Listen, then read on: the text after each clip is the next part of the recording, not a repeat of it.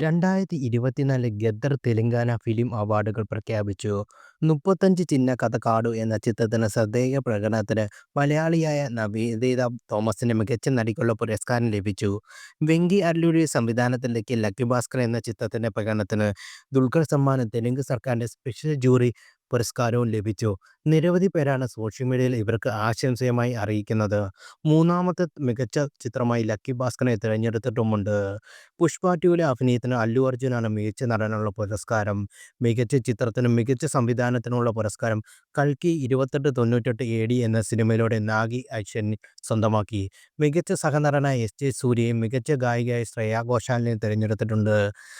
1248 നോമിനേഷനുകൾ സൂക്ഷ്മമായി പരിശോധിച്ച ശേഷമാണ് 11 വിഭാഗങ്ങളെ അവാർഡുകൾ പ്രഖ്യാപിച്ചത്.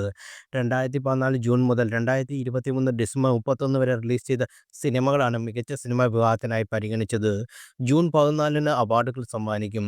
Ghadar Telangana film award jury ചെയർപേഴ്സണും മുതിർന്ന നടിയുമായ ജയസുധയാണ് ഈ അവാർഡുകൾ പ്രഖ്യാപിച്ചത്.